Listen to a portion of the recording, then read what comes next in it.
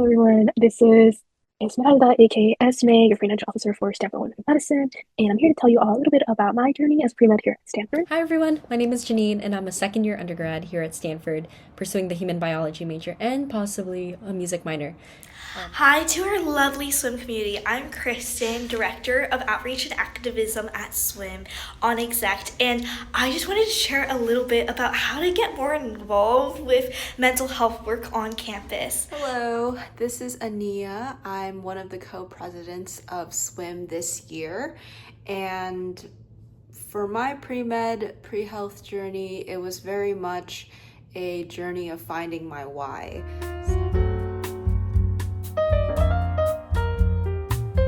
So just a quick brief introduction about me.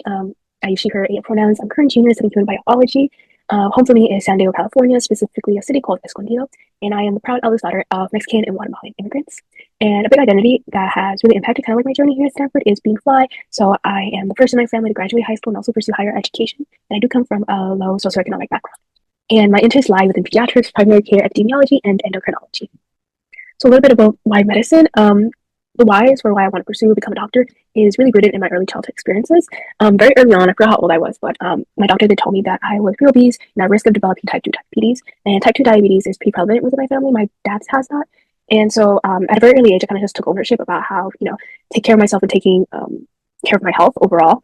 And I had a really strong relationship with my pediatrician to kind of help me navigate. And it took a lot of years until I was at a safe weight, you can tell. And while pursuing that, it kind of really opened my eyes to kind of list the social determinants of health my family was really facing. For example, like accessing food.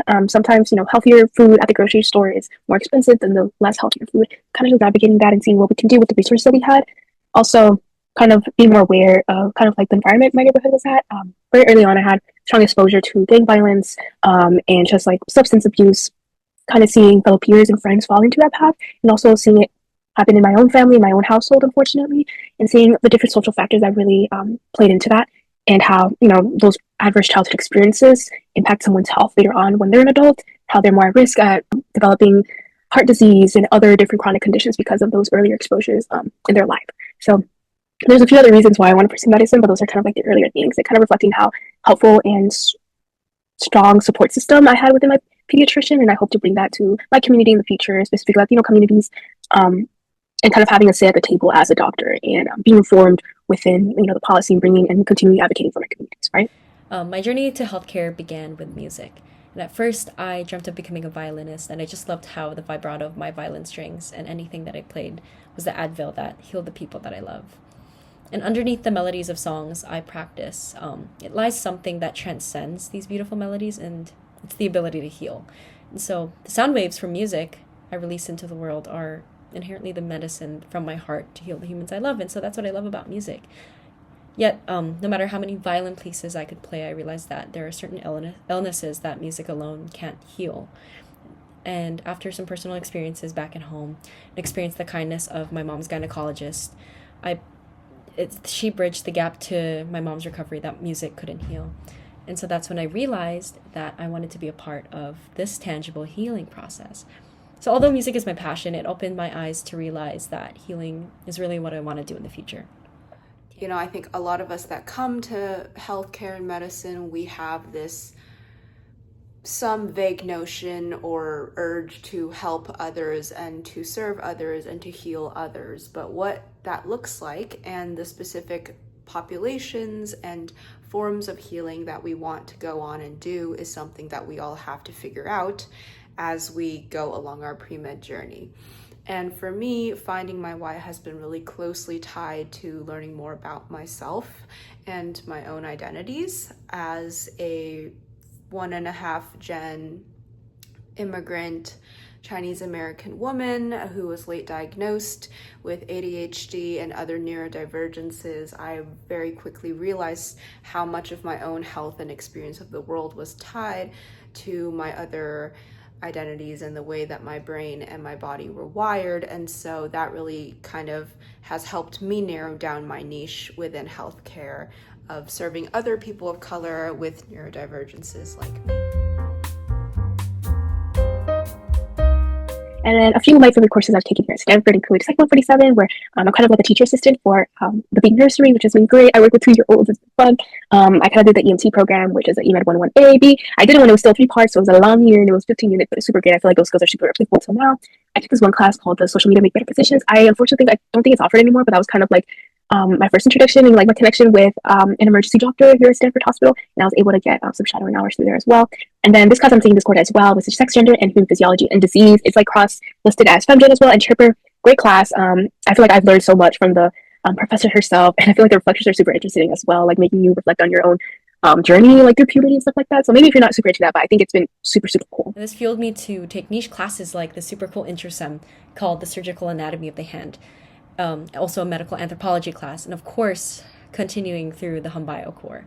So what I love about the HumBio core is that the community of students, faculty, and all of the CAs really encourage tailoring your concentration to niche interests that will always connect back to medicine. And in the spring, I'm super excited to declare a concentration that intersects music with maternal health, because I'm interested in being an OB in the future.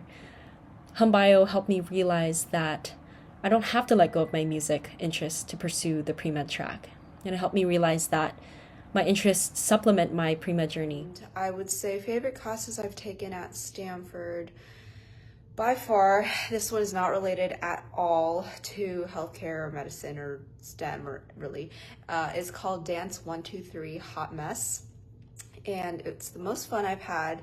You dance badly, that's the point of the class. You just meet up for 90 minutes twice a week and make a fool of yourself in front of other great, amazing people. I think the class self-selects for a certain type of person. And it's just such a good way to goof off and realize that for your mind to be nimble and agile and able to think about serious, complicated things, it also needs to be able to do these really weird, whack associative, form these really weird, whack associative connections. And it's also really good cardio. So I recommend that class to everyone, especially here at Stanford. I think we can all use some goofing off. And other classes, I'm a creative writing minor, HumBio major, so I really love all of my humanistic classes. So English 92, Intro to Reading and Writing Poetry. The creative writing department at Stanford is among the best in the nation, if not the best. So definitely take advantage of those resources and take an intro creative writing class. And I also really enjoy Psych 90, which is clinical psychology and neuroscience perspective. I, as you can tell, am interested more in the brain and mental health care, so this was a very kind of comprehensive overview of what clinical psychology is and how it interfaces with certain fields of medicine like neurology and psychiatry. And yeah, I love research. I've been doing it all 4 years. That's, I would say, my main extracurricular besides swim and volunteering with Crisis Text Line, which I also think is a really good opportunity if you're interested in mental health care.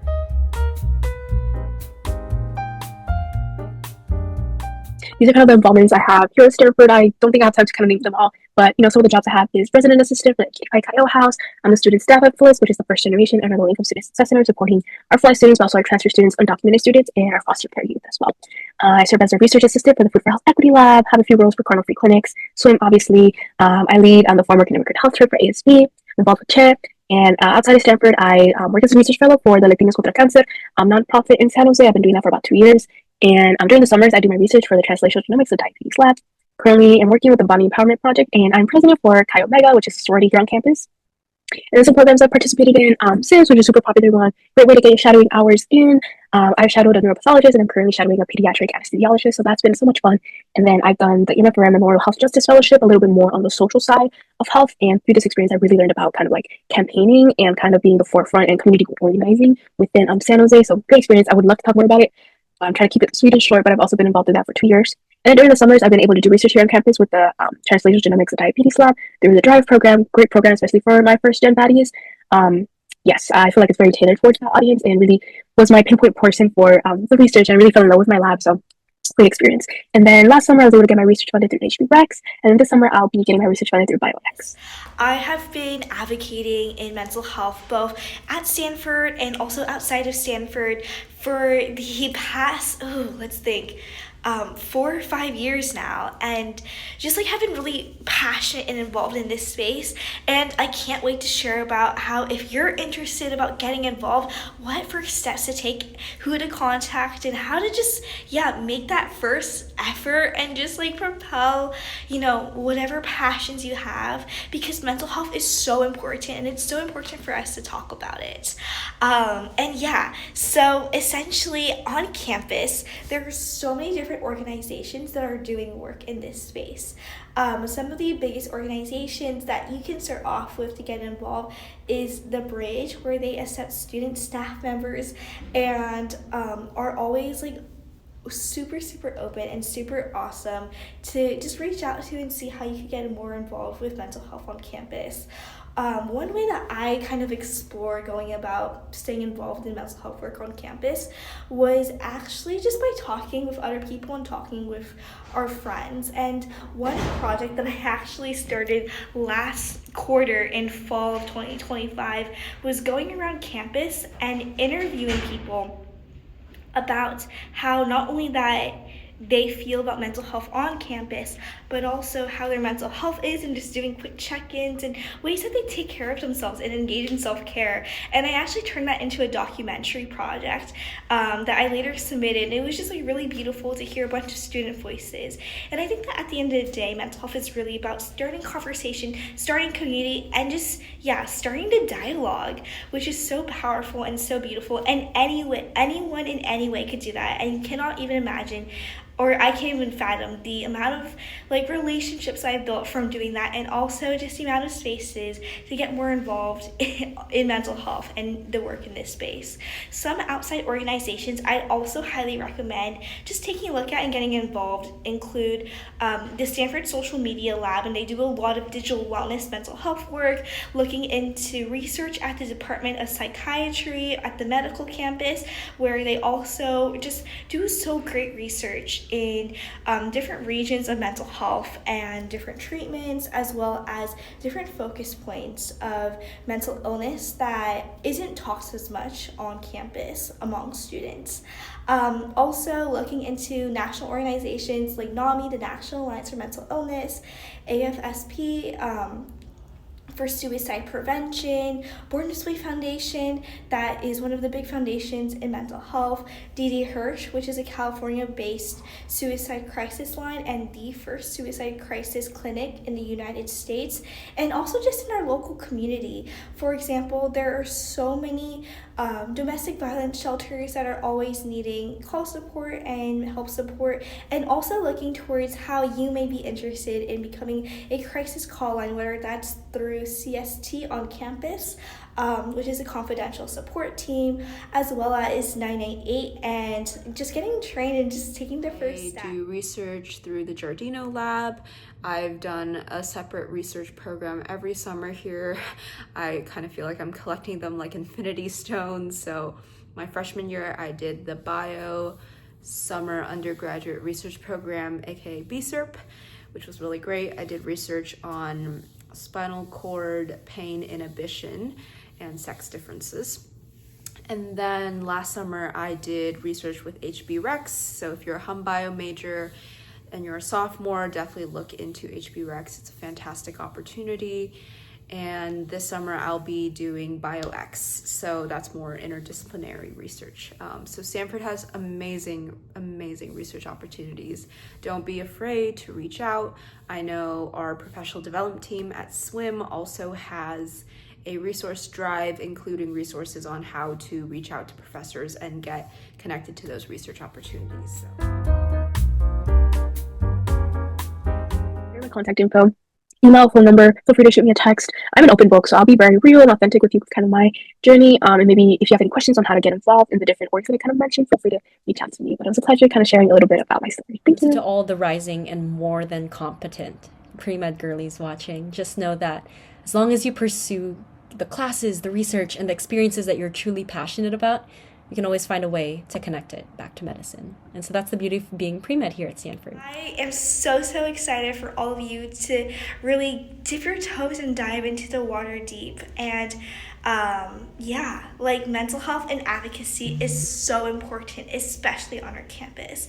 And by starting the conversation, we were able to start change. I would say, pre-med, pre-health, it's one facet of your identity. It doesn't even need to be a part of your identity if that's something you don't want.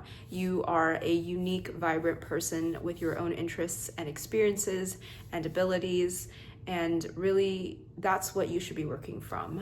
Who am I? What am I good at? What do I care about? And from there, I think you'll find that your pre-med, pre-health journey will unfold in a way that makes sense for you.